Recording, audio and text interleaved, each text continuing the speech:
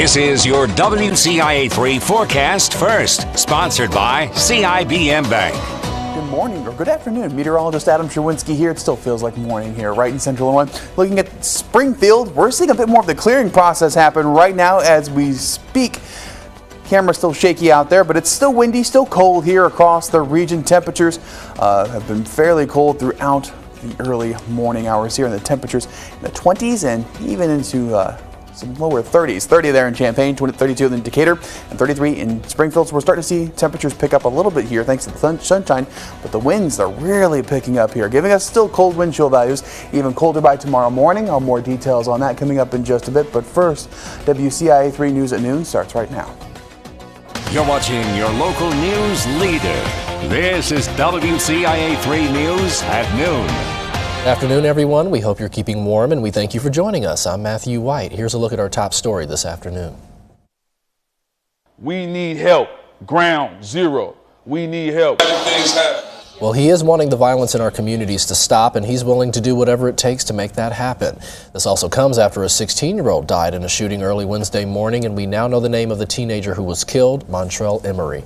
Wednesday's shooting happened at the Prairie Green Apartments near East Washington Street at around 1 in the morning, and police say that Emery was shot in the head. However, a community activist who knew Emery and his family says he wishes this never even happened. Tony Odom says the teenager was smart, well-mannered, and had a promising future. He was a bright kid, man. Beautiful smile, beautiful kid.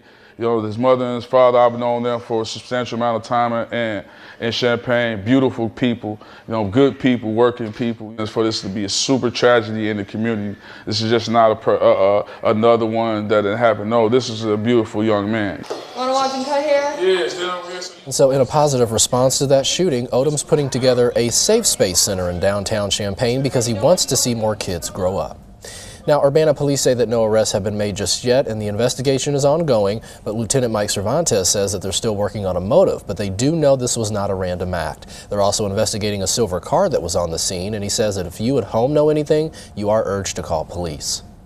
We also have a follow-up for you on a story we brought you earlier this week. The Humane Society of the U.S. says they've informed the Illinois Department of Natural Resources about wildlife killing contests in the past. The HSUS says the agency has not yet taken any actions to stop those contests. This is after an investigation found over 400 coyotes were killed in a wildlife killing contest in Minden.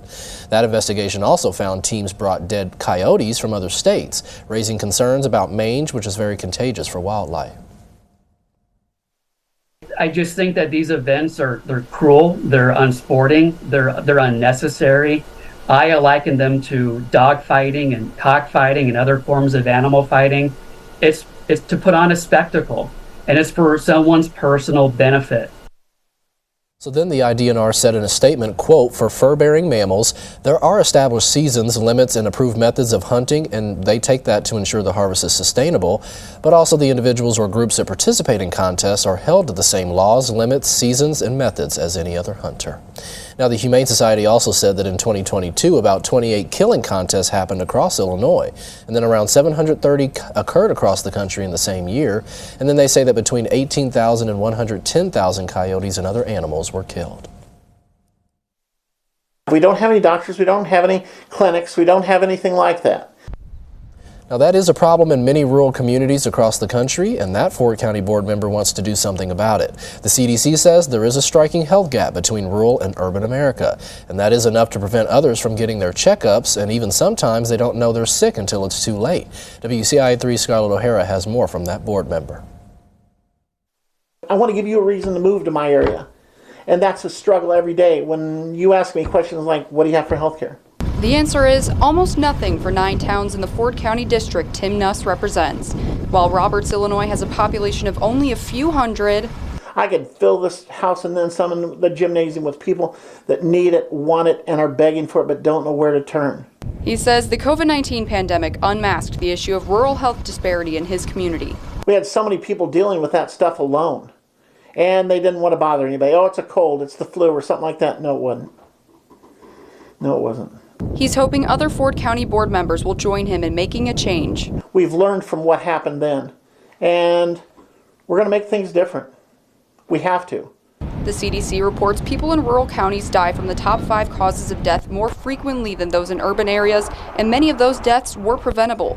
Contributing factors include lifestyle differences, environmental conditions, and aging populations. But the CDC says these regions also have higher rates of poverty and less access to medical care. They're cutting back in every way they can, and I know a lot of people are cutting back on their health care. Sure, there's a hospital and clinic a couple towns over, but Nuss says they're busy and appointments are often booked out a month at a time. And that's no fault of theirs. They're doing the best they possibly can, but some of my people need it, and they need it now. Transportation poses another challenge, especially for people who are already sick.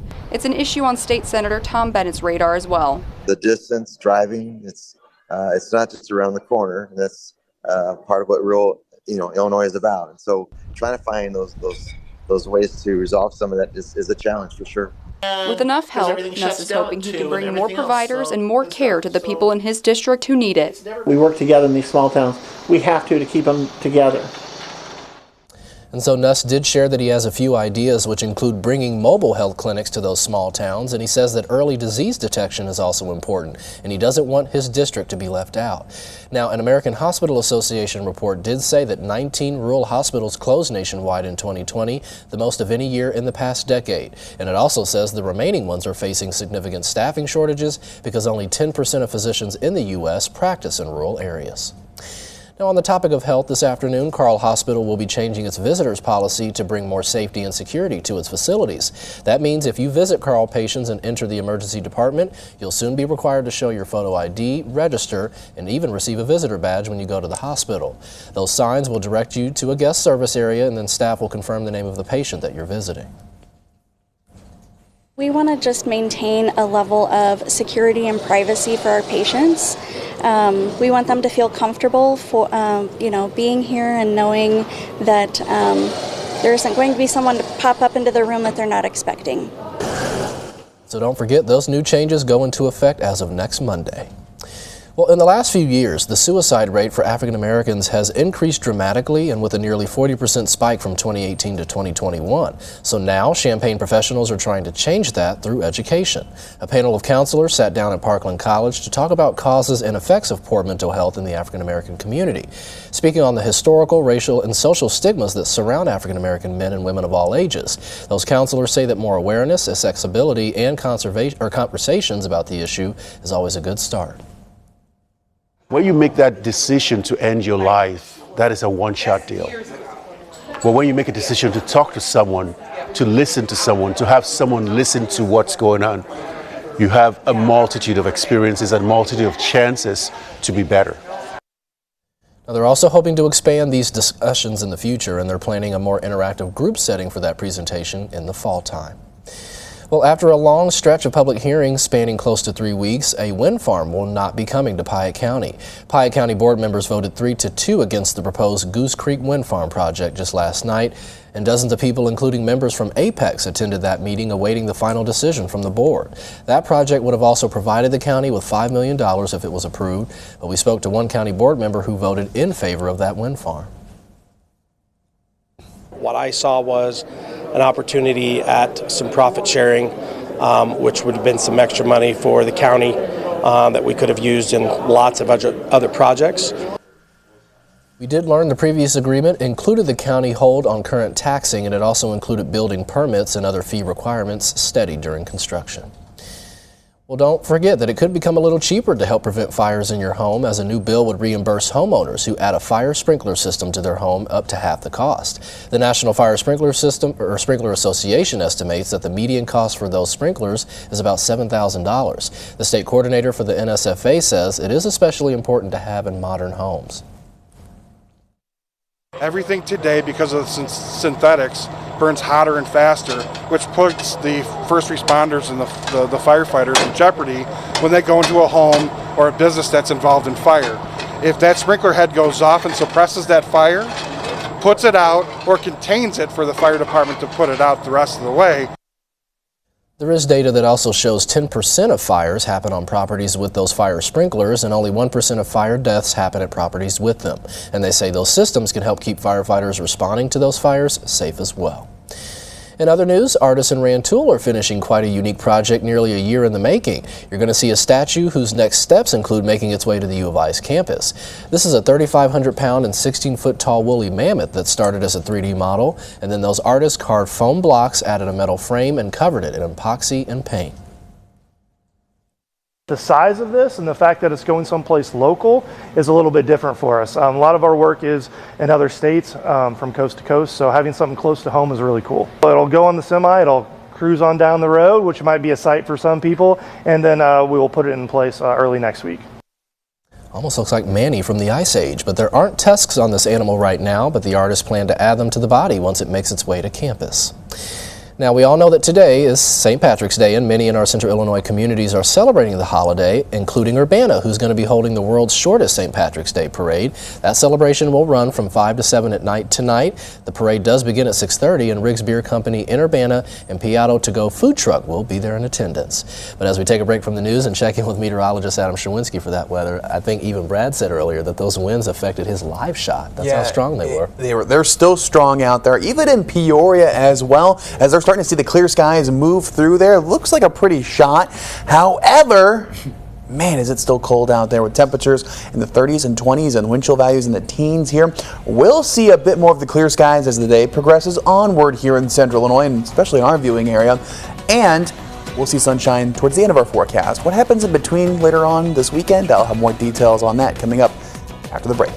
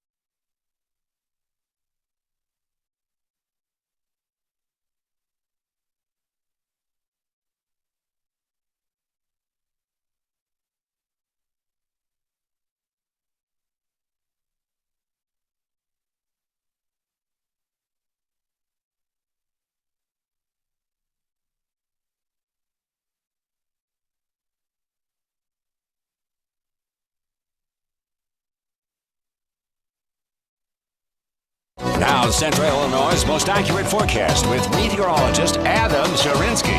Welcome back. Taking a look at Champaign. Not quite as sunny there as what we're seeing in Springfield over in Peoria either, but notice that the camera is shaking a bit here. We still have the windy conditions like everybody else here in Central Illinois. You can see the cloud cover starting to mosey on out of here too.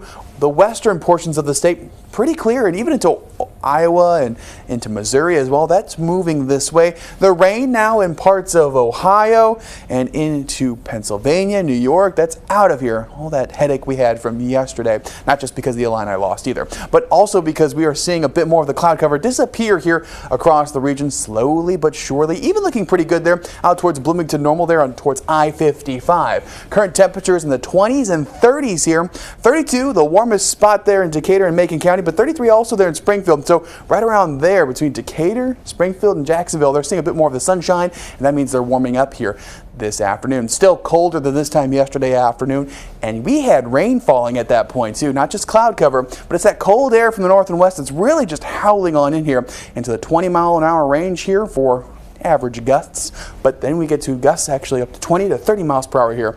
So that sustained wind really packing a punch, and even the wind gust helping as well. 19 in Bloomington, 14 in Pontiac, and 16 in Mattoon. So your St. Patrick's Day forecast looking a bit cold for today if you're unlucky enough to be out in the cold for today, or if you want to be out in the cold. Either way, chilly, chilly, chilly here.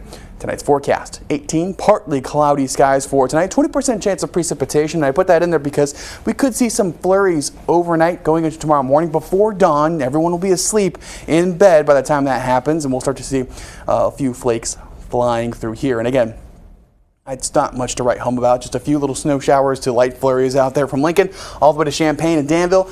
Gone by later on in the day, mostly cloudy conditions prevail. Might see a stray flurry in the middle of the day, but again, I would not bank on that. Mostly clear conditions as we go into Sunday. 29 early flurries possible here before sunrise. Still windy, cold, and mostly cloudy conditions here across the region. 28 miles per hour wind gusts there, close to 30.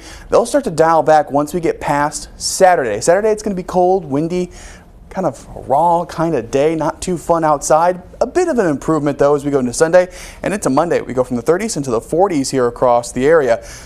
Here's your weekend forecast. Sunday is the better of the 2 days this weekend. 36 degrees, mostly sunny conditions helping to combat some of that cold air rushing still in here. Otherwise, though, Future Track keeping things quiet the next couple of days beyond the weekend. Rain does return Wednesday, going into Thursday, maybe even some thunderstorms possible as well here. Let's take a look at that 7-day forecast real quick, and what you'll notice with that 7-day forecast, and we'll have it again before the end of the show, warming temperatures and rain chances increase as we go to Wednesday and into Thursday as well here. So, Matthew, I hope you don't like the cold temperatures. Those aren't lasting too much longer. And if you do like the cold temperatures, don't like the cold temperatures, well, we got warm weather on the way too. Hey, there's always people on each side of the fence, but to see a stretch of 50s, that's a pleasant sight to see. Especially as we're getting deeper and deeper into spring. Next week is the first full week of spring. That's right, so hopefully it'll start to feel like it soon. Monday's the first day of spring. Woo! All right, Adam, thank you so much. Now, we're also going to share what we're working on for our 5 o'clock newscast. Before we get to that, though, large banks are coming to the rescue to keep a third bank from failing. Lawmakers are continuing to express concern about the stability of the banking system. We're also going to bring you a look now at our afternoon corn and soybean prices.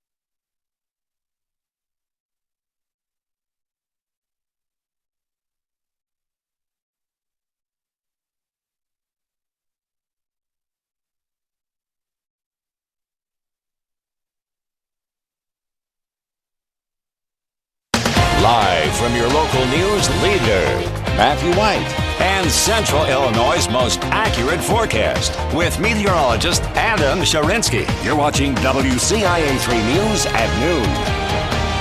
Well, as always, we thank you for joining us at noon. Americans are having growing concerns about their bank accounts as a third financial institution is bailed out. This time it was the banks themselves who stepped in to shore up First Republic, but the turmoil continues to roil the stock markets. Willie James Inman has even more for us. 1 week after a run on the bank caused Silicon Valley Bank in California to fail, the bank's parent company is filing for Chapter 11 bankruptcy protection. SVB Financial says it's no longer affiliated with Silicon Valley Bank, following its takeover by the FDIC. The stock market opened sharply lower Friday, with investors dumping bank stocks following the failures of SVB and Signature Bank in New York, and concerns over other regional banks.